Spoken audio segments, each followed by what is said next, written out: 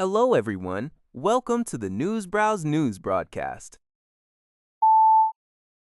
According to a report by the Canadian Press, the Royal Canadian Mounted Police, RCMP, in Saskatchewan have resumed their hunt for a suspect in a deadly shooting that took place on Monday at the remote Pelican Narrows community, part of the Peter Ballantine Cree Nation. The shooting, which occurred at a local home, resulted in the death of a 28-year-old woman and left a man injured. While police initially arrested two individuals, both were subsequently released without charges, prompting investigators to release surveillance video of a suspect dressed in black running down a road. In the wake of this tragedy and a recent surge in violence, community leaders are urgently calling for federal assistance, including funding for an Indigenous-led police service and addiction treatment.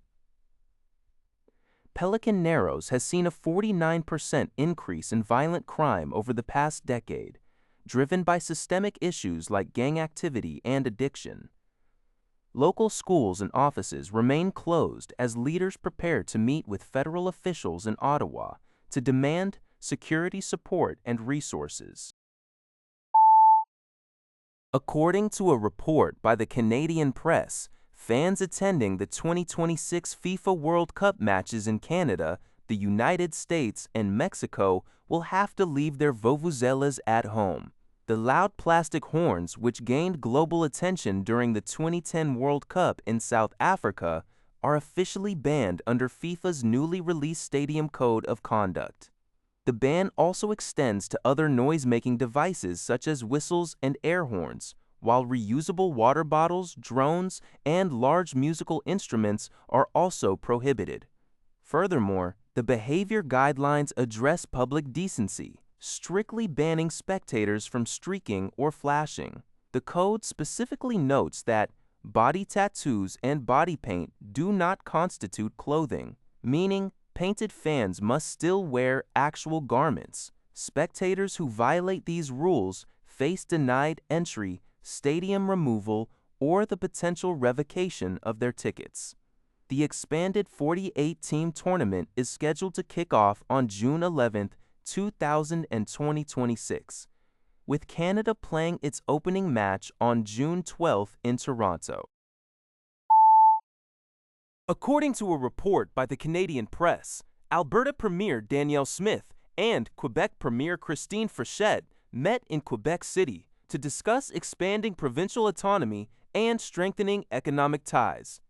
As sovereignty movements gain momentum in both provinces, the leaders expressed a mutual desire to take inspiration from each other's legislative efforts to grow independence from the federal government in Ottawa. Premier Smith emphasized the long-standing trade relationship between Alberta and Quebec, jokingly referring to their alliance as Que-Berta or Alberbec. She noted that building a resilient economic partnership is crucial as Canada faces trade uncertainties with its largest global partners. The two provinces possess complementary economies, with Quebec exporting agricultural and manufactured goods, and Alberta supplying energy and natural resources. Additionally, both regions are looking to expand their artificial intelligence hubs. Speaking to business leaders, Smith highlighted the need for an east-west energy corridor to bolster energy security and sovereignty. Despite cultural and linguistic differences, both premiers agreed that cooperative provincial alliances are vital to thriving under current global geopolitical instabilities. According to City News Everywhere, the City of Toronto has ordered the temporary emergency closure of multiple eastbound lanes on the Gardiner Expressway near the Humber River to repair a sudden development of potholes.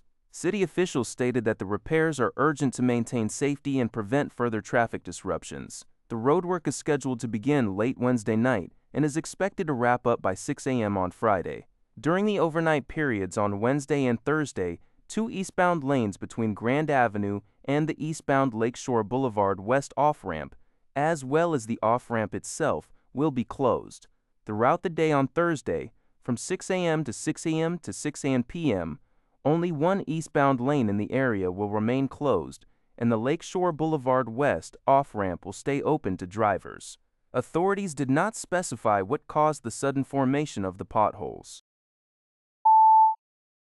According to City News Everywhere, Vancouver International Airport, YVR, has announced it is fully prepared for the upcoming FIFA World Cup 2026, with Vancouver set to host its first match in less than 2 weeks.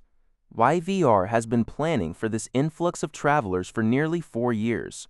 During the tournament period, the airport expects to handle a total of 2.7 million passengers, averaging about 88,000 travelers per day, which is a 5 to 10% increase compared to the same period last year.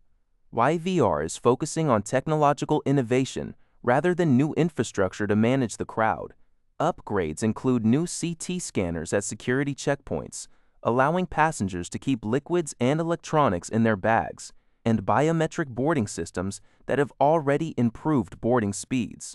Additionally, the airport will deploy 240 volunteers, open a 24/7 coordination desk, and offer translation services in nearly 170 languages. The Canada Border Services Agency reminded travelers that match tickets do not guarantee entry and advised using advanced declarations to speed up processing. That's all for this video. Thank you for watching. See you in the next video.